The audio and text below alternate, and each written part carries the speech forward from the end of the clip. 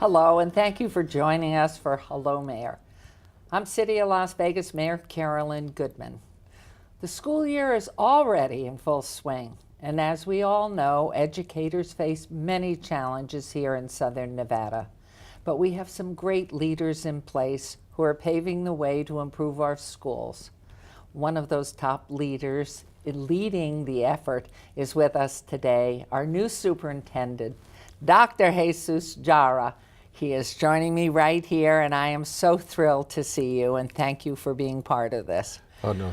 Thank you, Mayor, for having me here. It's an honor. You look so rested. I can't believe this. Here you are in the 5th largest school district with so much to do. But as I always do, we have young people watch this as well as longer of tooth like myself and are fascinated because education's the most important thing to anybody's life, I believe, and so many of us do, yourself included. Absolutely. So these young people always want to know, how do I get to be superintendent?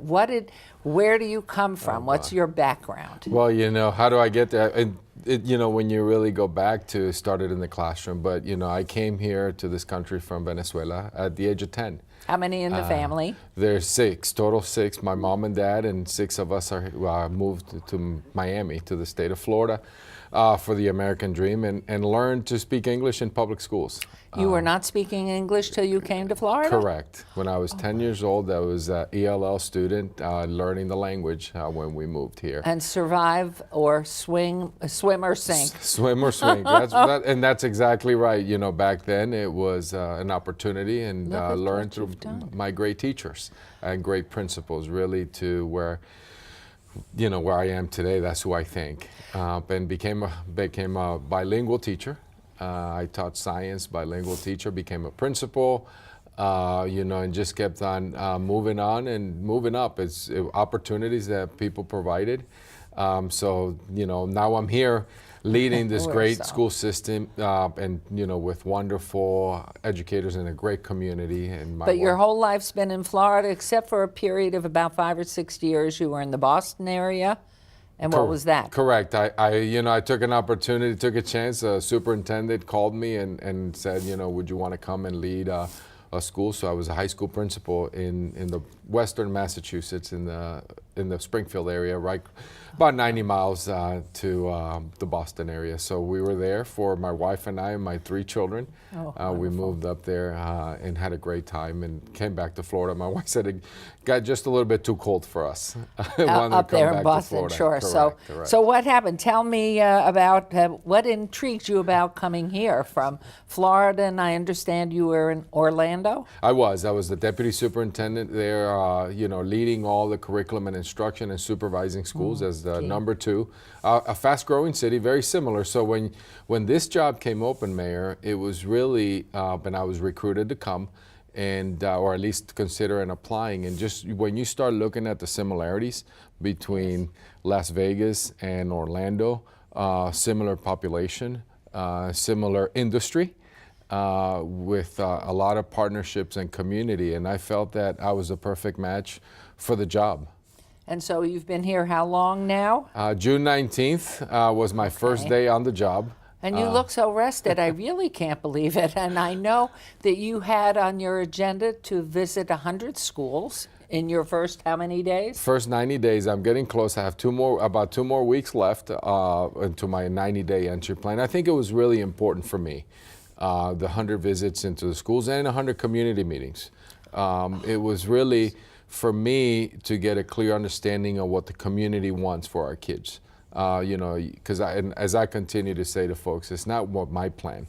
This is an entire community. So get the community involved in some of the wants and needs, but then also some of the challenges. And I wanted to get a clear understanding from what our principals, what our teachers, our support professionals, and also our parents, our business leaders, meeting with everyone to get an understanding of where do we want to go and help me. As I always say, with 322,000 children that we serve, I don't have enough employees, right? So we need community partners to help me lead our school system. And that's been part of my entry plan. As you have these conversations, and I'm sure they're limited in time because you have so much on your plate, you have to be working on it already, how do you collect the data and all that information from all those different aspects? I mean, certainly principals and teachers are very school-oriented with the particular needs and what they want in their school. Parents have a different look. Right. So are there prevailing significant messages, let's start with the parents, that you're hearing comprehensively if you had to buttonhole a few things? You know, what I'm hearing is very similar. To be quite candid with you, I'm hearing from the principals and from the parents, they're concerned about class size. And obviously the budget challenges, you know, and one of the things that I've been hearing is that they love their school.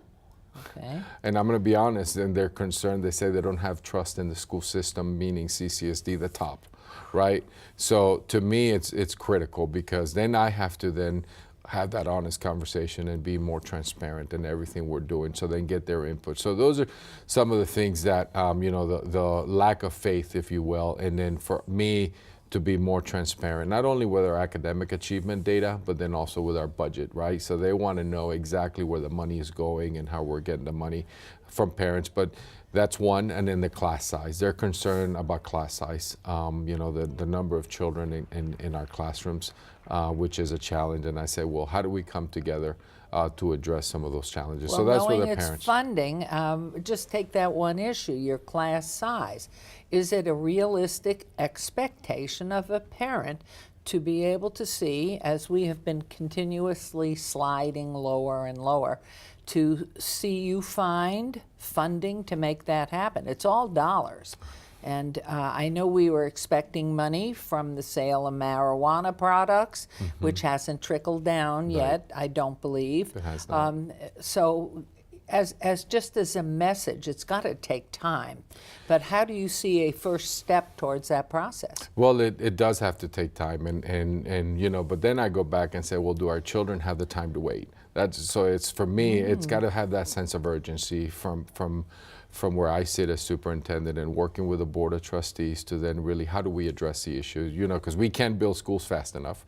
And then so once, if the you buildings don't teach, we correct, know that and it's that's the teachers. piece. It's how do we then really try to find ways. As you said, it is dollars, and how do we then find ways to be more creative internally with our dollars? And then is it co-teaching different models? And then can we hire? So this is a comprehensive approach that we'd have to address it, because I go back, and our children deserve to be in classrooms that, you know, that teachers are manageable. Because when I go in, and you know, today I was in a classroom with the 5th grade, and there's 37 kids, or 35 kids of 11 and 12-year-olds. The poor teacher. So it's so those, and that's why I'm committed to going into the classrooms to see, you know, and for myself to see the reality, what the teachers are facing. So it's a comprehensive approach, and that's why we have taken a different approach this year. Legislative session is coming, so we together, you know, I've made some readjustments in staff. We've hired an outside group to help us, and then I've created a committee with including all our bargaining units, myself, my team, our trustees. I have a couple of trustees, and I have members of the legislature involved in a comprehensive review. Wow. So we can go to Carson City and advocate, so everybody's advocating for the same things. Do you see anything, you know, I'm all for whatever works, and so children can learn so they can be competitive, whether it's in college or getting a job or going through some apprenticeship, whatever it is. Do you see, it has always concerned me that charter schools take public dollars and taking them out of the classroom, that we're not fixing what's broken, which is the public school system, and they're quasi-public. Correct. But they aren't able, unless they get private support, to pay teachers more. We have a real discrepancy right there in teachers' salaries. So as you move forward, how does a school principal deal with their budgets when they don't know after count day how many children they're going to lose to a charter school, which means the money will leave their public school that you're trying to fix to go to the charter school? So I think it's just really no, that great challenge and a great question. But I think what we need to really look at is I like the way what you said. It's it's not fixing. It's how do we then build a system of excellence so all our schools are excellent, because we have pockets of greatness in this community. I was in one today, and I've seen so many of our schools that are doing great things. So then how do we then expand and replicate the great programs that we have so every child Equitably. every child, and that's one of the things that I continue to tell everybody, every child in this community, no matter your zip code, should be entitled and is entitled to a high quality education. So as superintendent, that's where, I always say that's where I draw the line in the sand, because it's critical for me, every kid to have the access to what other kids have throughout our community. So then how are we more competitive and really educate our parents that our schools are just as great as and can compete with some of the other charters and all our other schools. It's not, it's a comprehensive approach to this. So then work with our principals to then educate parents about the great things that are happening and have a different message about the school, so then they can come in and see it. We have to think a little bit different to be able to address the issues. Is it a anti-charter? I don't, they're all public schools. Oh, They're no, a there's little some different. wonderful charters There's there, the- and they're wonderful religious schools and profit schools. I mean, I know that. and- But the reality, what has been broken Correct. is we would love to see everybody Correct. have their child have a fabulous education here and not have to shop schools and ask Exactly. for zone variances. Well, that gets into the equities. For every seat in our public school system is a high quality seat. And that's where my challenge, and that's where we then share the success, and then how do we replicate it? How do we work together with all our principals, with all our teachers to replicate greatness and build a system of excellent schools? You know what's interesting, everybody that's watching? His eyes aren't even bloodshot. So, I mean, that's an amazing thing to me with all that you're trying to do. Now, when we go and make a pyramid out of this, with the students being the grassroots, really the ones that we're looking at, and here you are at the top of the board of trustees, but with a problematic pyramid, what would you say? I'll give you three.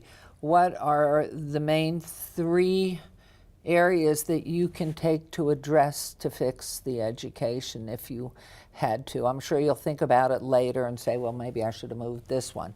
But just any of the three important issues? To me, is obviously the funding is something that fundamentally, when we look at it, we have to address, because a report just was released at the beginning of September from Ed Week, and K-12 achievement in Nevada was 40th. Not where I want to be, but it was 40th. Funding, according to a national report, was I believe 48. So across the country. So we're at 40th academically and 48th in funding. So there's Well, that's there's quite a an problem. achievement, though, Exactly. to Well, be that's so much exactly better right. than the funding is showing. Exactly what I'm if saying. we had the funding? So imagine it. So that's the conversation that we need to have. So I think we need to address that. And I've been communicating with the state superintendent about really reviewing and taking a close look at how we are funding public education, especially in Clark County, because the current formula doesn't work for us. So how do we address this? That's number one. Equity, to me, is critical.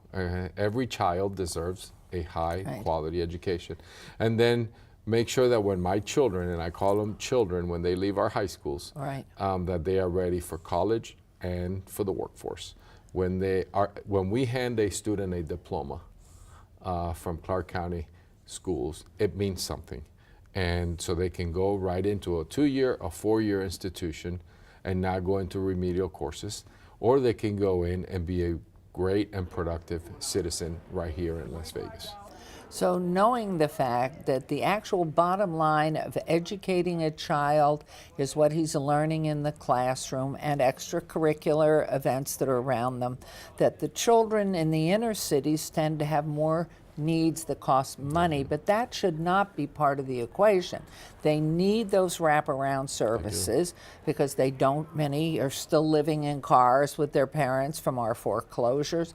There's so many issues, but the money that goes across to keep the equity for the classroom and the supplies and the tablets, all the technology now, I think that sounds wonderful if you can achieve that, because I think what parents tend to look at is inner city children are getting more allocation, but it's not the classroom piece, it's the wraparound because they don't have the other services. I'm glad you brought that up, and that's critical for the success, right? We have children, that need extra support.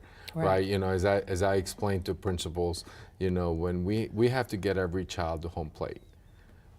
Not everybody comes to us on first base, so there's kids that need more. Right. And it's partners, it's a school system. How do we partner with others to then help us make sure that we provide the wraparound services? Because in other areas in our community, the parents can do that. Our children, all children deserve the same resources. I had a kid in my last Java with Jara on Monday, one of our students, and he said, I think he was going to close out the meeting, a senior. He was participating, and he said to me, he asked me this question that, to me today has touched my heart. He said, Superintendent, I'm a senior. I want to know what you're doing for homeless students. And I paused. And I said, well, we just provided a report to our school board of trustees and different things that we have through federal dollars and providing the support and make sure that we maintain them. And his follow-up was, he goes, because I was in that situation and because of your schools and your teachers, I am graduating. Wow. So to me, wow. That just, it's amazing what we can do for our kids when everybody is trying to reach that same goal. And do that. I know you're working to improve participation in advanced placement classes, also to maybe make a few more magnet schools.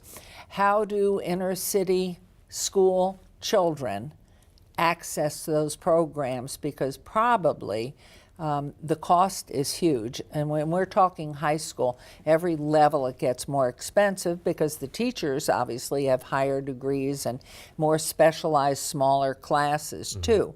So how do you see that happening? I know you're working, so many things and still getting your feet wet here. So, thoughts on these things, because I know you want to improve graduation rates, you want to expand participation in advanced placement, and also greater number of magnet schools. So can you encapsulate that a little bit? Oh, I can, and actually, is for our advanced placement is accelerating, right? So CCSD in 2015 by the College Board was recognized as the AP District of the Year across the country. So it's now, how do we accelerate that success? So we continue to expand the offerings, looking at how do we offer the PSAT in earlier grades at no cost to the children, finding resources to be able to do that, because we know if they take the PSAT and then we identify their potential, then we have to put them in the AP classroom. So eliminating some of those barriers. So we have to look for funding, and it doesn't have to be from our budget. Is there funders out there that can help us do that? Again, for students to be able to participate in advanced placement. So those are some of the things that I'm trying to map out. When you look at our magnets, does it have to be a magnet, or could it be an academy in high school? So then within our own high schools, we can see how we can expand some of those offerings. I was at Las Vegas Academy, our high school today. What a gem. How do we continue to offer some of this? And Principal Scott Walker is phenomenal in our conversation, and he says, I want to have a discussion with you, Superintendent, to say, how do we then look at feeders, not to my, because I have magnets, but it's how do we provide children of poverty, children that are having financial issues at home, this opportunity, because this could be the hook. This could be what could keep a kid in school, in middle school, and then engage them. So, that goes back to the equity. And how do we offer that across all our high schools? And how do we move the children so they can take advantage of it? Because I can see young people here in the heart of the city that have such talent and just would love to participate, but how do we get that child to Las Vegas Academy to take a class in band or something, or at the high school level that's particularly interested in one of the sciences to be able to go to that school on a regular basis? I mean, there's so many challenges here, and it's such an enormous undertaking that you've got. It is, and when you really look at it, I firmly believe you get smart people in the room, right? You get principals in the room, teachers in the room, you get a group of smart people, and we don't leave until we have a solution. Beautiful. And that's to me is where I have to. And I told him, I said, Mr. Walker, let's get together and figure this out. Because if you expose them in elementary and middle school, give a kid, he said to me as I was leaving, give a kid a clarinet when they're in elementary school. How do we do that, Superintendent? I said, well, we have to find ways. And great musicians and great artists and great athletes find that passion, and it's sad if it's stifled and there's no opportunity there, but this sounds wonderful.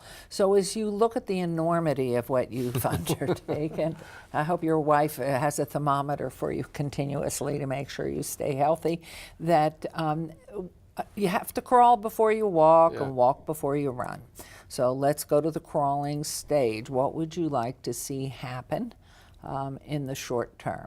My short term, right now, I'm working with a school board, the Board of Trustees. We're working together and start identifying our goals, my goals, right? So. And is it work like that? Is it our Board of Trustees really listening and pull together and hearing your vision and then helping there? Yes, absolutely. And I brought in from the Council of Great City Schools, the executive director that's been with, and he works with the 73 largest urban districts in the country. Beautiful. So he came in 2 weeks into my job and had a training with the trustees and with me. And then he did a follow-up 2 weeks later to really start identifying, what our roles in governance structure. So make sure that as the executive officer, the superintendent manages, and then the Board of Trustees sets policy. So we had a really good 2 days. And then started setting goals.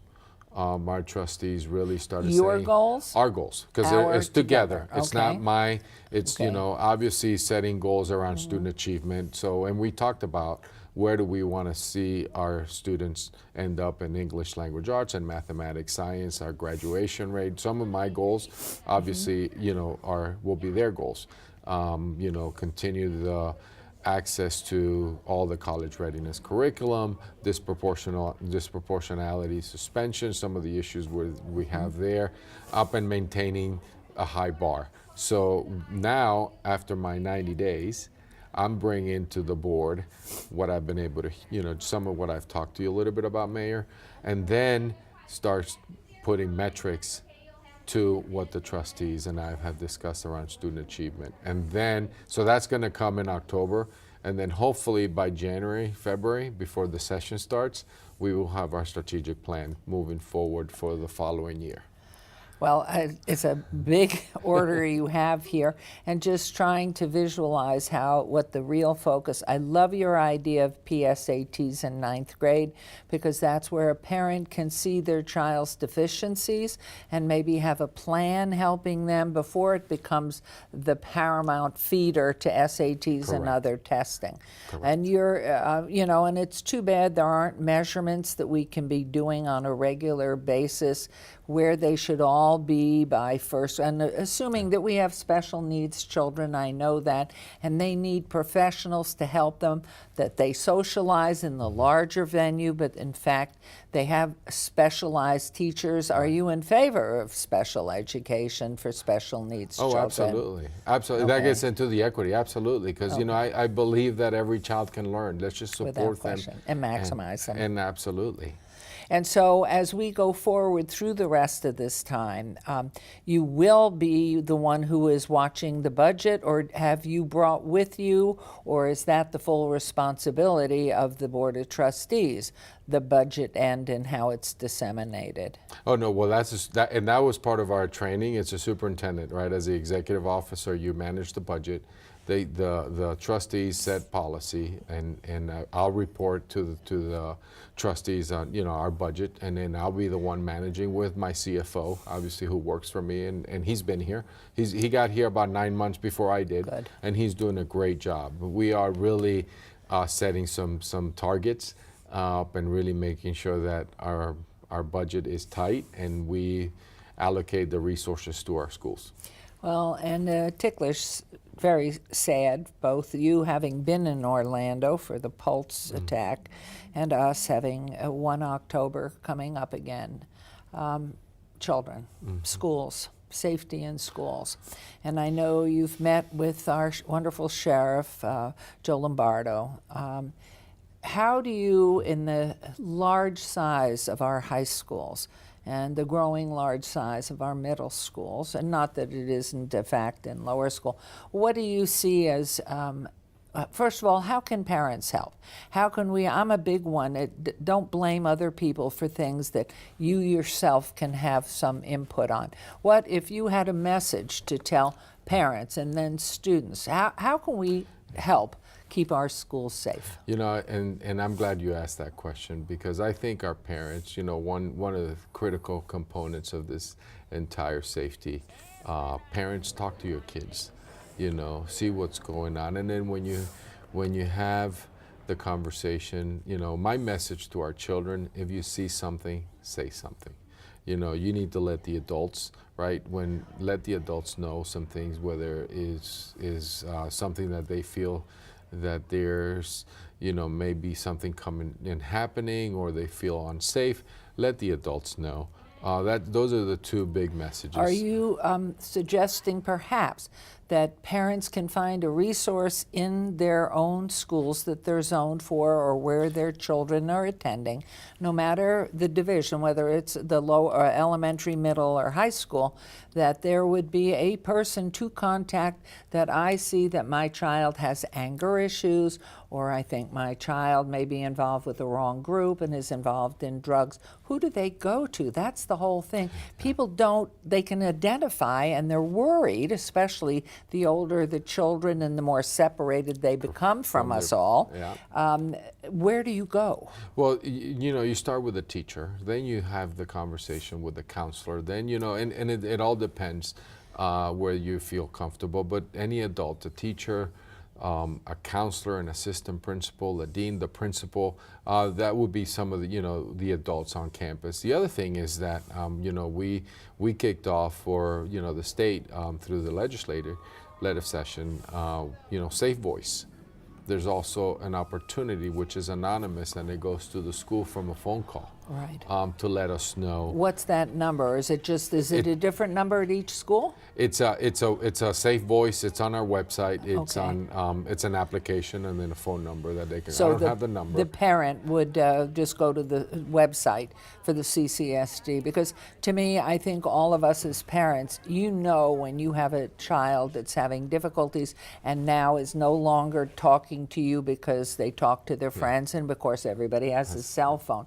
So the safety issue really starts at home, in my opinion. It does. It does, and letting us know so then we can then intervene and then address some of the issues for our Well, children. I'm so excited that you're here. I think your background speaks to everything about what wonderful parents you have that raised you and gave you the heart and the soul to care about children and to understand how important it is for everybody to have that same opportunity in education so they can fly in life and have a wonderful time.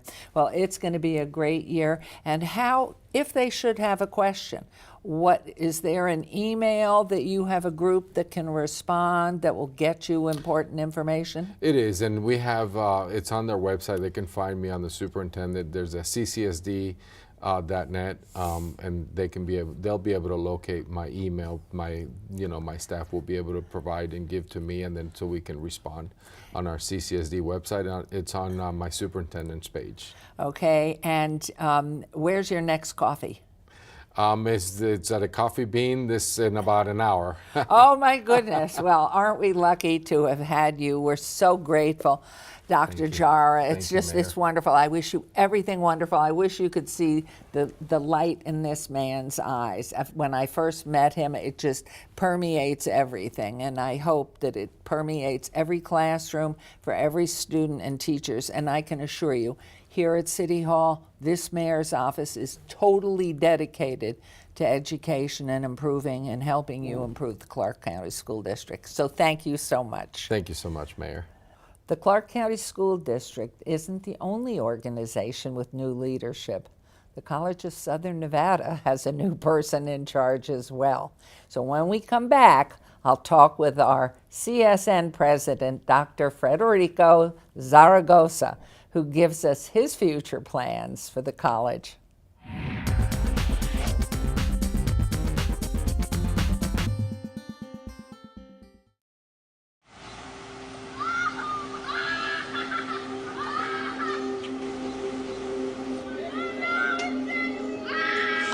Yep. Look, it's floating. The car's floating.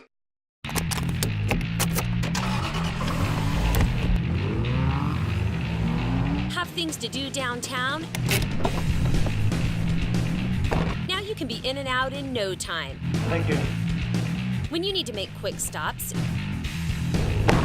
use this grab-and-go lot or one of the many free 10 to 15-minute loading and unloading zones around downtown. Just look for these signs and park for free. For more great tips on where to park in downtown Las Vegas, you can download the Park Me app. Oh my God, no, no, no, no, no, no, no, no, no, no, no, no, I'm crying, stop.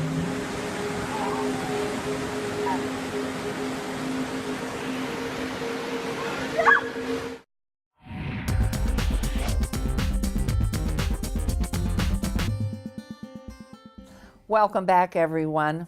It's considered the largest college in Nevada. The College of Southern Nevada has more than 50,000 total enrollment. Not only is it a diverse campus, it's easily accessible across Southern Nevada. CSN's new president, Dr. Federico Zaragoza, joins me now for a glimpse into his plans for CSN. Welcome. I'm so delighted you've joined us today. Everybody loves CSN. You have 3 campuses, right? Yes, ma'am, we do. And thank you for the invitation, Mayor. We appreciate it very much. Well, I want to tell you, in the Northwest, there's a sign up there. It says Future Home of CSN. So hopefully you tie Mayor, that. we'll be going there eventually, yes, ma'am. Okay, well, I love it.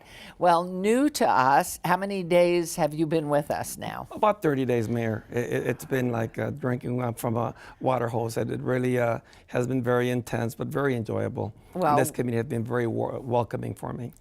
So tell me, your name suggests that while you have lived, it seems, your whole life in Wisconsin, Zaragoza is not a native name in Wisconsin. So tell us a little bit about your background, please. So, Mayor, my grandfather was one of the original braceros. So he actually helped build the railroads north-south. And he had the opportunity to relocate to Wisconsin actually after he completed his tenure. My grandmother had other ideas. So she went back to Mexico. Women's strength, even in those days. Yes. My mom was born in Chicago. And so my grandmother wanted to go back to Mexico. She took my mom with her.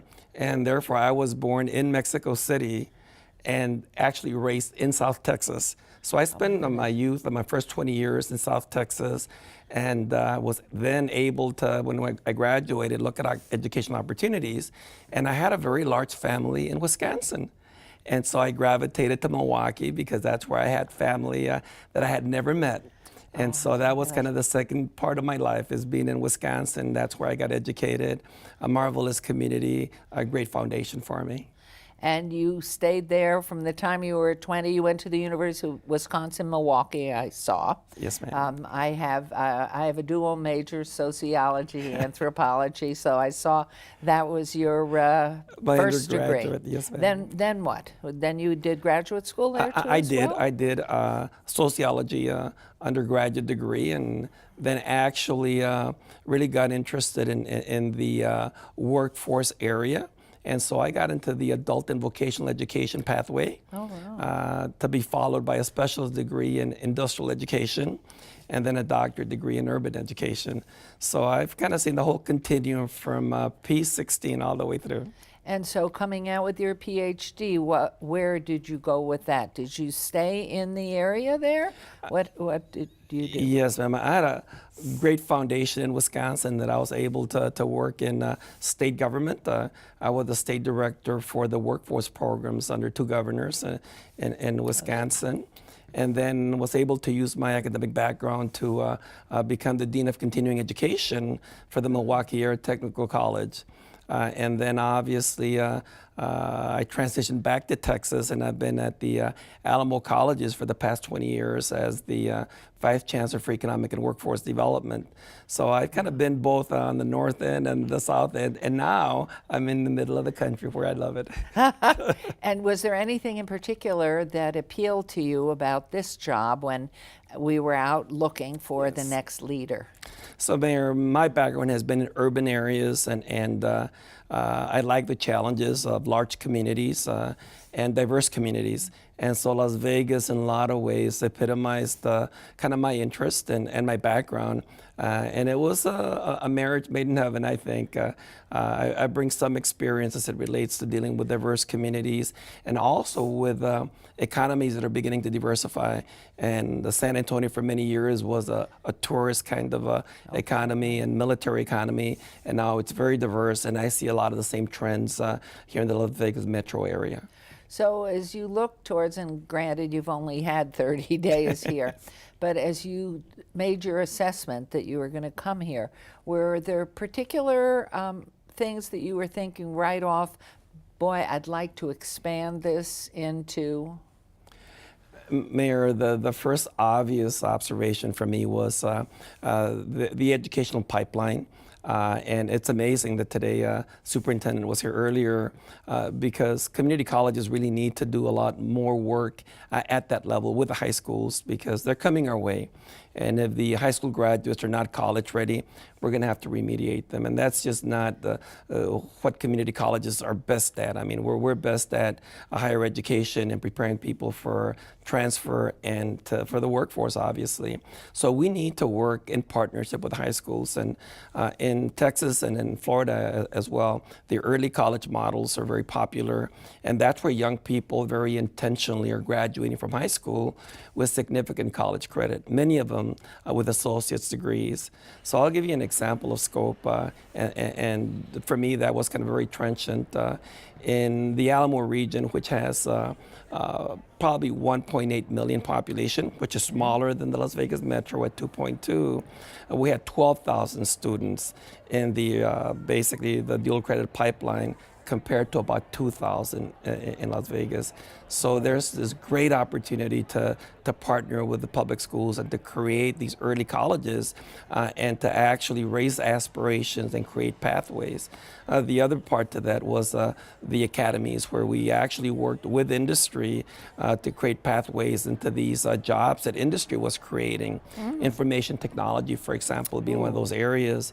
And we were graduating young people with industry certifications, IT certifications, and a very specific example in aerospace, we were graduating young people with aircraft mechanic certifications. So they were graduating from high school with great opportunities. The good news is it's a pathway. So many of them actually later on went on to earn their associates and university degrees. And it's these kind of opportunities that really strike me as very possible here in the Las Vegas metro area. It sounds fabulous. My question to you is, Does the college then send faculty into the high schools for the classes, or is there the expectation that the 15, 16, 17-year-old would access one of our 3 in existence colleges? So there are diverse models, Mayor, but one of the models is where the young people are actually bused to the community college systems, especially in some of the areas where we've got to create advanced manufacturing labs, for example, because to be able to provide the kinds of certifications that industry needs, we need high-level instruction, high-level labs. So in some cases, they get bused to the campuses. In other cases, and the current model that's used here in Las Vegas is where you have a school within a school model. So we actually have high schools at each one of our campuses, so students are able to take college courses, but not as intentional as if the program of studies with the associate's degree. That's the early college model. And then the third model is where you build schools at the early colleges. You build them so they're integrated from day one. They have a high school principal, and then you basically have matriculation that both meets the high school requirement as well as the college requirements. These are the models of the future, integrated education. It sounds absolutely fascinating. You know, I have a lot of friends that live in surrounding counties to Clark that are on the outskirts, and they want to be able to come in and come to one of the campuses. Might that be in the future, or a way to send the information and the education out into the surrounding counties as well? Mary, and that's part of working in an ecosystem. It's not just the educational enterprise. It's also our partners. It's the parent. It's getting the information out so that decisions can be made that are the right decisions for young people, but having a full inventory of what the options might be. So we have a lot of work to do in terms of making our ecosystem more informative and more proactive for parents and for students. Well, I have been to the 3 campuses. I have done classes at the West Charleston campus, but are the 3 campuses, I'm sure they're basic classes that are offered in each, are there specialties that are in one campus, not in the other 2?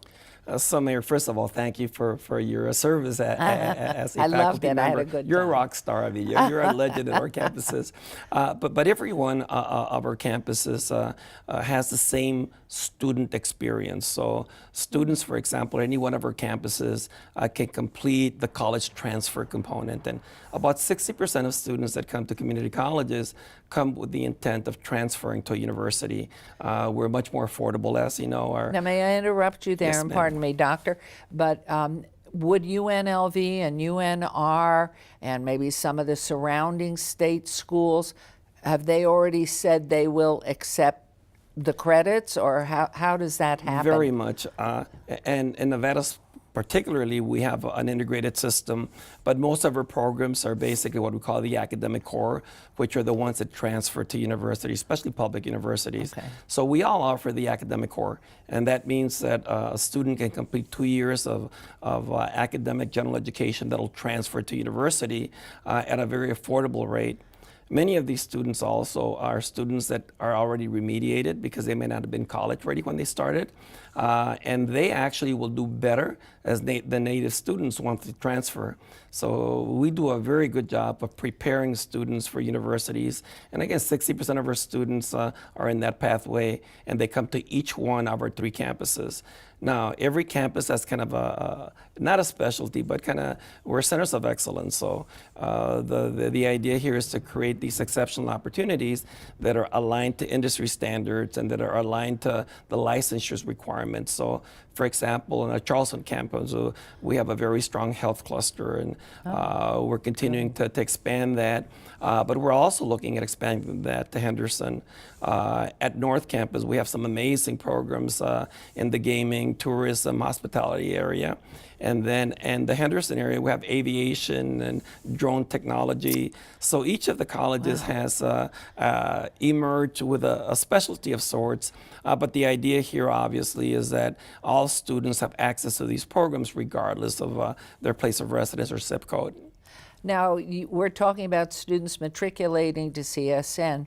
How about the working person? How about the employed person that's also has a family at home and could only access either weekend or nighttime classes? Is that part of what you're offering at all campuses or just one? So, Mayor, 90% of our students are part-time students. Wow. So that is our typical student, and our. Was that true in Alamo as well? Actually, it was a little bit lower than that. We were more like 70%. So the demographics and the labor Industry. market, I mean, yes, you know, because we're a hotel, the which labor is on market, full-time 24. absolutely.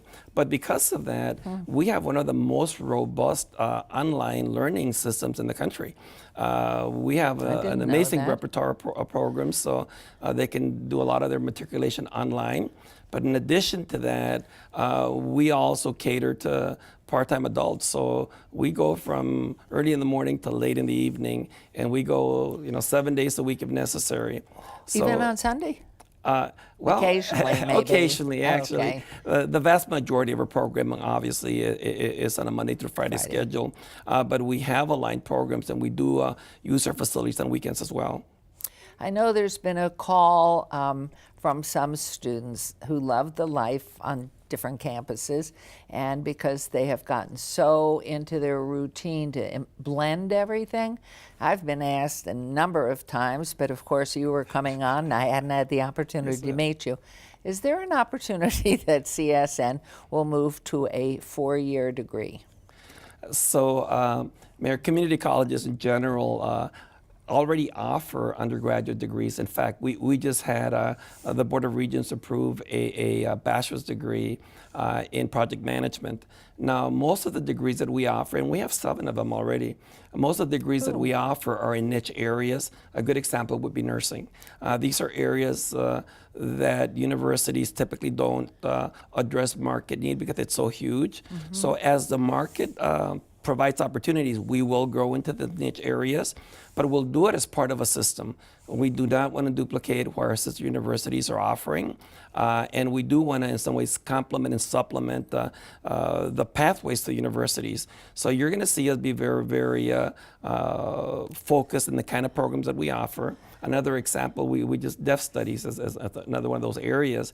So community colleges have some exceptional labs and exceptional faculty, and where it makes sense, an undergraduate degree. We're talking hearing impaired. Yes, ma'am. Okay. Yes. And sign language, and See, everybody should learn that. I used to know. I know the alphabet, but that's about all. I think it's a real gift to have that. How long course is that? It's an undergraduate degree now, so it's a bachelor's degree. Wow. So we've been able to go from the associate 2-year pathway now into an undergraduate degree. And I use that as an example because there are program areas and market niches where it makes sense for community college to do that. And our primary model is 2+2, so that's where the associate actually feeds into the universities. And so again, as the community and the system needs community college to adopt, we'll be nimble and we'll make those adjustments, Mayor. So, I mean, really exciting. And I would be so remiss because, again, too, knowing so many young people here, having lived here forever, everybody loves Bryce Harper. And you have a phenomenal, or have had a phenomenal baseball program. Is that going to continue? Mayor, absolutely. But I want to make one point, and that is that athletics are part of our journey in terms of leadership development, but also of student success. And you should know that we have about 80 academic All-Americans within the CSN athletic departments. And so our focus is athletics, but when they're athletes, we really focus on the academic development. And for us, it's a win-win, at least the student success. So we're gonna have the best athletes, but also the best Academics scholars. always first, but I can assure you, I mean, athletics are so important and growingly so here in Southern Nevada. So for the student who really needs extra time to be able to devote to some athletic program and yet marry it with the College of Southern Nevada's academics because of the extra hour, everything Are you venturing or already into other sports too? Actually, we have a soccer, we have volleyball, and there's discussion that maybe basketball. So we have a very active athletic community within CSN, and they'll be bringing recommendations to me. I'll look at it with an open mind. Okay, and I have a suggestion. I happen to be, my family is, we have 2 girls, so my father loved sports, so we did all the male sports, and I think I have a problem with refereeing today. How about CSN begin to have a refereeing, umpiring program, which could be a 2-year program, I don't know, where they have gone for training, but I have some real problems, and maybe that's something else as part of the program that would be an additive. Mayor, duly noted, and I can tell you that the community colleges do have a lot of professional development programs, and I know of other community colleges that have professional development programs for not only the coaches but also for the umpires and the referees. So we'll definitely keep that in mind. Well, and 2, do you work hand in hand with our unions, or how do they fit in? Because I'm sure there are those in different programs that would want the access. So we have a shared governance relationship with our faculty, and that also includes the union component. However, we're part of a system, and so it's a little more complicated in Nevada than it is in other places, in that we need to proceed with collective bargaining within the framework of not only state statute, but also within region code. And matters of compensation typically fall into that area that affect the code. And so we don't negotiate in a vacuum. We negotiate within the context of a state system, and our chancellor who's very much involved in providing us the guidance.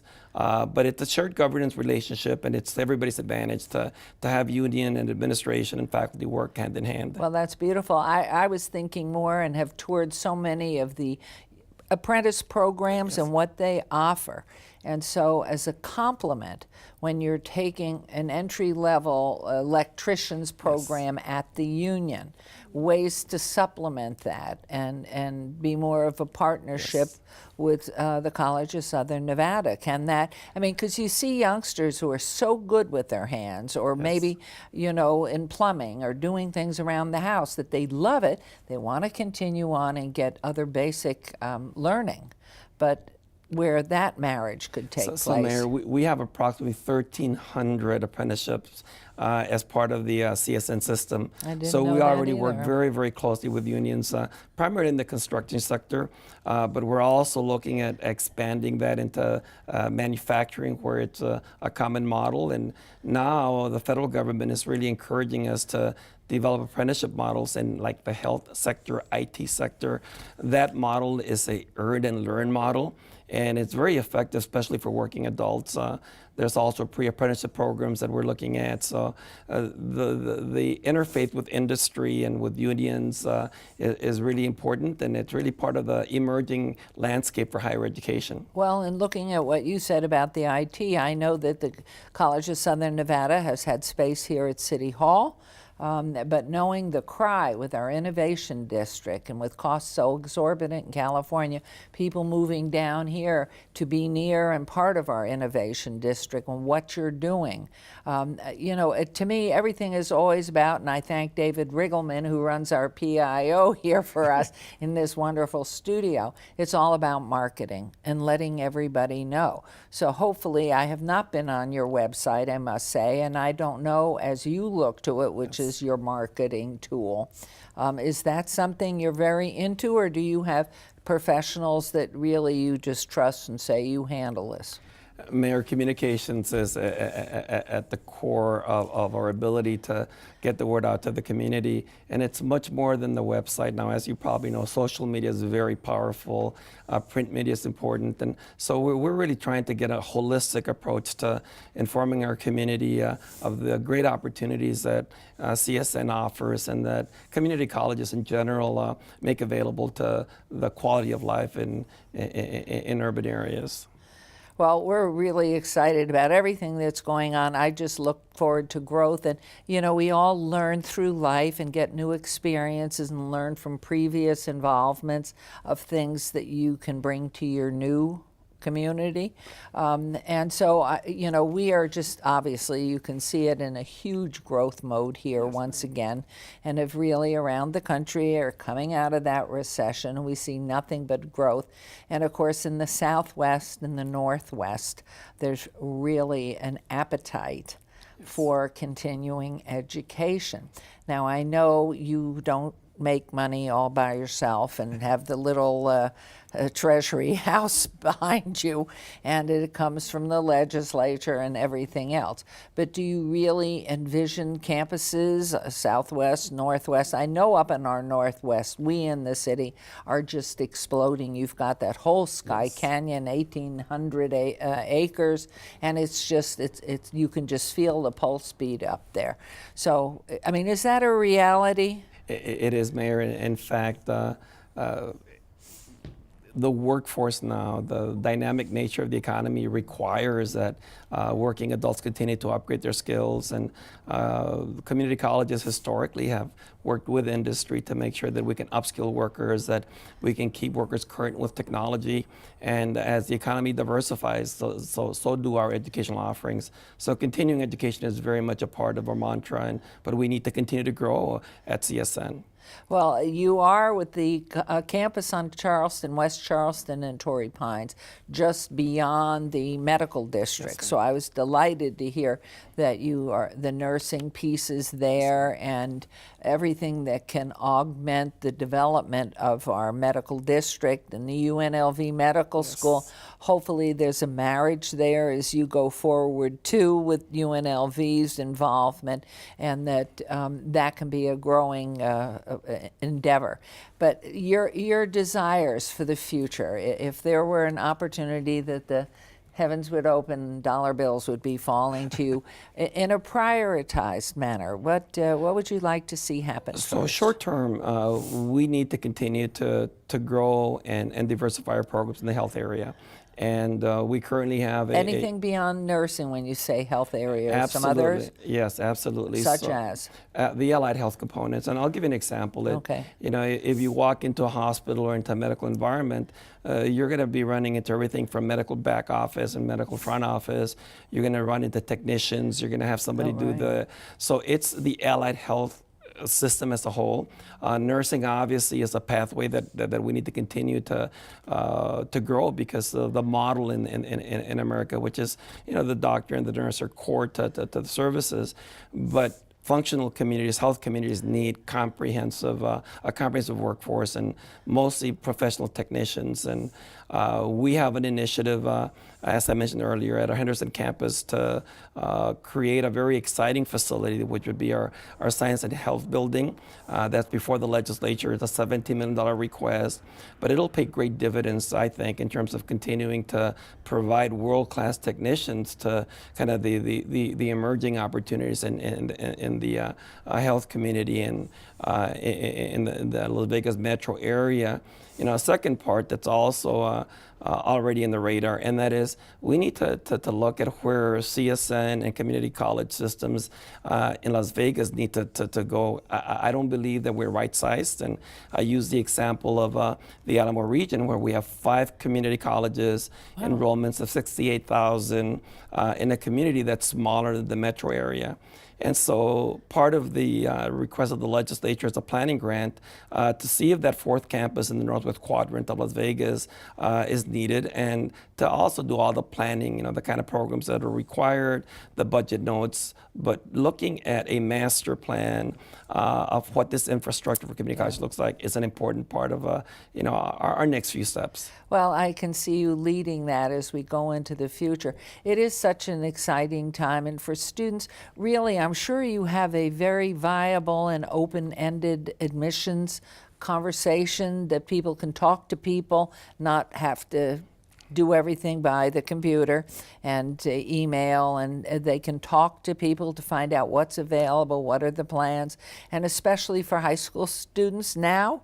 Let me ask one last question because we're down sadly to the end. Do you have an extracurricular? Do you have art and music at all? Mayor, we have Drama? We have one of the most robust performing arts programs in the country. We get recognized for exemplary status every time that they come up for review. And obviously, a lot of it has to do with the great faculty that we can get in this community and really the environment that we're in. So, Doctor, this is so exciting. We're so thrilled. If you can hear all of this, it's so exciting. It's a jewel sitting right there that I knew a lot about, but I sure didn't know so much of this. And so thank you for sharing. Thank you for coming to us, bringing your knowledge, expertise, everything. And for all of you at home, thank you for so much for being here and for watching. And we'll see you next time for another episode of Hello, Mayor. Have a great day, everybody.